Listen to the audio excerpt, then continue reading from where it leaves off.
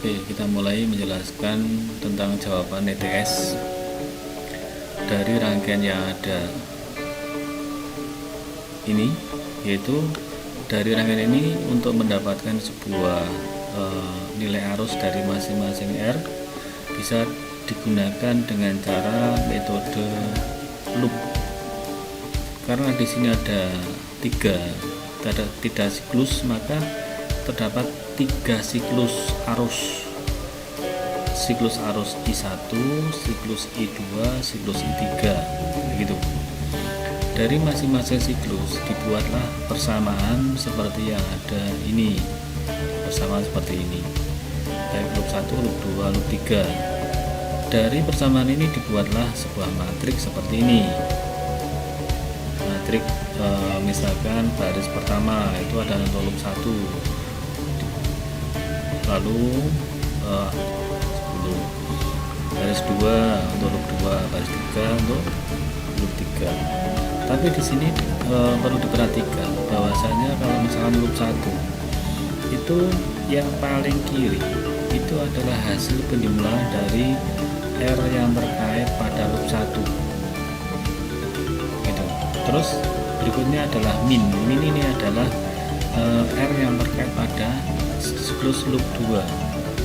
Terus yang sebelah kanannya adalah siklus untuk loop 3. Demikian juga dengan baris yang kedua dan ketiga. Kenapa di sini 0? Karena di sini tidak ada sumber tegangan yang terkait pada loop 1, loop 2 dan loop 3. Sekarang bagaimana menerapkan dalam GUI?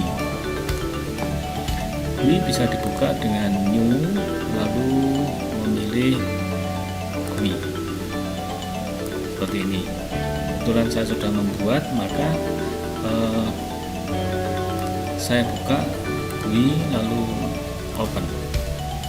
Jadi kalau membuat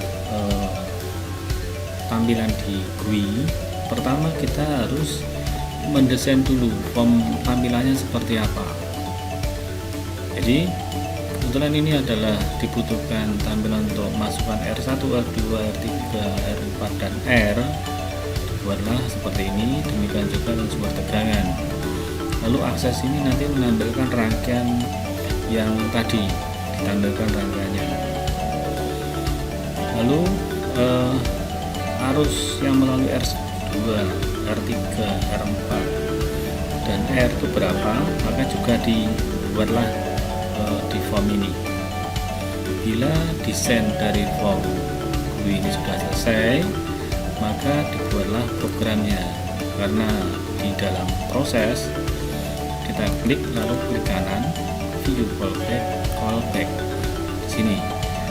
Lalu di sini pertama itu adalah saya memanggil gambar. Jadi gambar yang rangkaian tadi saya crop, saya simpan dalam bentuk file gambar, lalu dimasukkan ke variabel A, lalu mengaktifkan aksis 1, ditampilkanlah rangkaian tadi. Berikutnya adalah R1. R1 menyimpan sebuah nilai yang kita inputkan dari edit 1. R2 menyimpan nilai yang diinputkan dari edit 2. R3 juga demikian menyimpan dari edit 3 dan seterusnya sampai V1. VI itu menyimpan nilai tegangan yang terkait pada loop 1. Lalu selanjutnya adalah membuat matriks dari loop 1, loop 2, loop 3.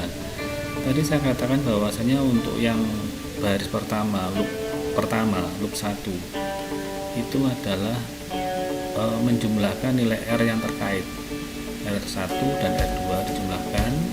Lalu elemen berikutnya adalah min R yang terkait dengan R1 karena dia berlawanan dengan loop 2. Lalu min R1 ini berlawanan dengan R-nya berlawanan dengan R3. Lalu baris yang kedua demikian juga. Jadi yang pertama ini R1 min karena dia berlawanan dengan R1 loop 1 berlawanan dengan loop 2. Lalu yang tengah ini adalah menjumlahkan semua R yang terkait dengan loop 2. Lalu min R yang terkait pada loop 2 dengan loop 3 dan seterusnya. Lalu membuat sebuah matriks untuk sumber tegangan V sama dengan VI dari hasil masukan dari edit 6. Lalu spasi 0 lalu apostrof. Kalau tanpa apostrof maka dia ordonya 1 kali 3. Kalau di apostrof seperti ini maka dia menjadi 3 kali 1 gitu. Lalu kita membuat variabel I, kita beri nilai 0. Selanjutnya I kita beri masukkan nilai dari hasil perkalian inverse dari matriks Z dikalikan dengan V, maka akan menghasilkan I1, I2, I3. Jadi matriksnya nanti adalah 3 kali 1. Berikutnya untuk mencari IR1 itu ada dari I1 min I2. IR2 sama dengan I1 min I3. IR itu adalah ini seharusnya ini 3, ini 2. Jadi I3 min I2. Terus IR3 hasil dari perkalian I2 dikalikan R3. IR4 hasil perkalian dari I3 kali R4. Bila mana masing-masing arus melalui R sudah didapat, maka ditampilkan ke edit dengan cara set handle edit berapa yang mau dituju. Jadi masing-masing I yang melalui R sudah dimasukkan ke dalam edit. Sekarang kita bisa mencoba seperti ini. Lalu kita beri nilai, misalkan nilainya adalah 10, lalu ini 30, R4 misalkan 15, ini 20, ini 5, terus tegangannya 10. Proses seperti ini. Jadi misalkan ini saya ganti nilainya, dia akan berubah juga. Misalkan kita ganti ini misalkan 40, proses berubah juga langsung. Jadi demikian jawaban yang harus dibuat untuk UTS.